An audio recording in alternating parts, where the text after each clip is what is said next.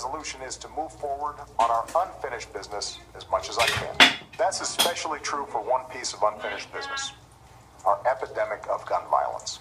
We also need to make it harder for people to buy powerful assault weapons, like the ones that were used in San Bernardino. Anybody in the business of selling firearms must get a license and conduct background checks or be subject to criminal prosecutions. Well, this is the subject, Will, isn't it? That perhaps two of the things, the legacy of President Obama, these are the things he wanted to sort out: gun ownership and Guantanamo Bay, the closure of the prison camp near Cuba.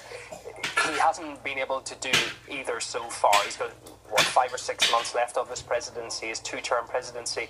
The issue of gun control, as we just mentioned a little bit earlier, it differs state to state. There's a lot of issues at play here, but the stats are incredible. This is an assault rifle. What a semi-automatic gun that this person had. He obviously was able to obtain it. We don't know legally or illegally. We know that perhaps a semi-automatic rifle can be bought for hunting. We heard from somebody from Texas earlier speaking to us on that aspect. So you just do not know where the weapons are coming from at this stage. But if they are legally bought by such a person, maybe they're buying them back from Mexico. The AR-15 assault rifle is obviously the civilian version of the M16, which is the standard assault rifle carried by American GIs, which can fire fully automatically.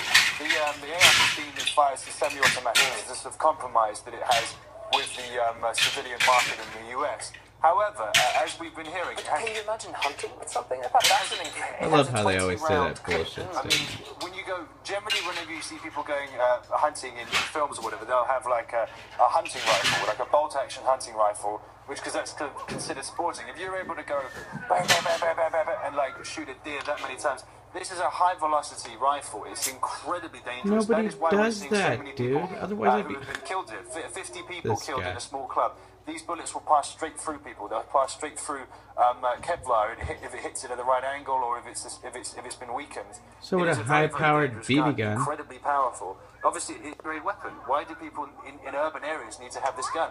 As Obama said there, what if it was a massacre done by potato gun? Could you ban potatoes? Again, these were assault weapons. Obviously, in this case, in the San Bernardino case, it turned out that they were obtained illegally. However, with Omar Martin, we've seen he has a gun license. What if a potato went through you and multiple registered people? Gun owner in Florida.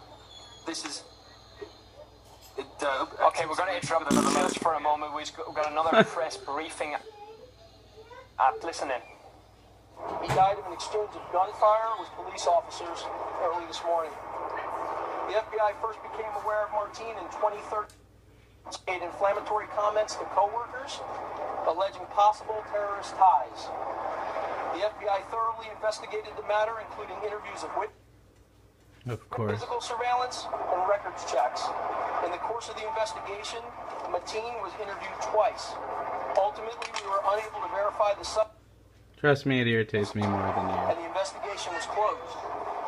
In 2014, Martin again came to the attention of the FBI because of possible ties to Monar Abu Salah, an American suicide bomber.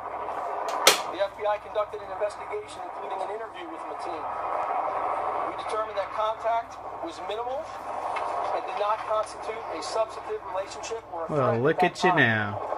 It has been reported that Martin Fine work, boys.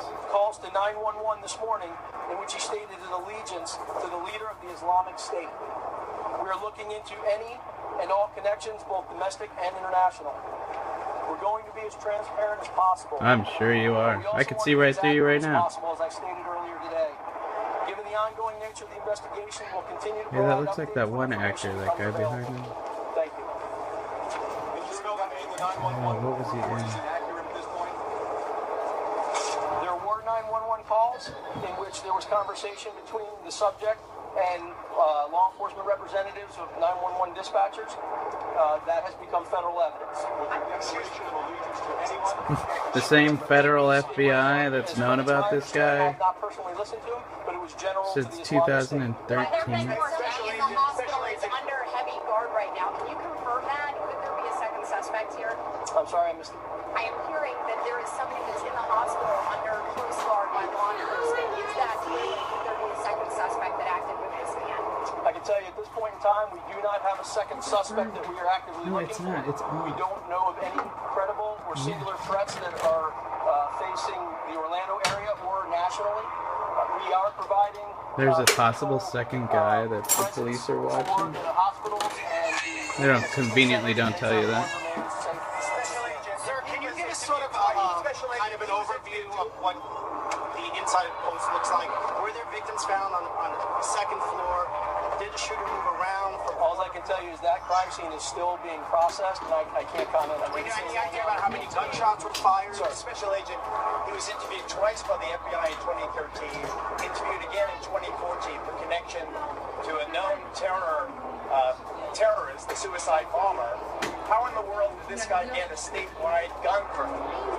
There it is. As I mentioned earlier, those interviews turned out to be inconclusive, so there was It's like they're planted in the audience. But you had the echoes of terror, and he got a gun permit nevertheless. Again, investigation was closer. Was he currently under Have surveillance? there been more victims that have passed since our last update?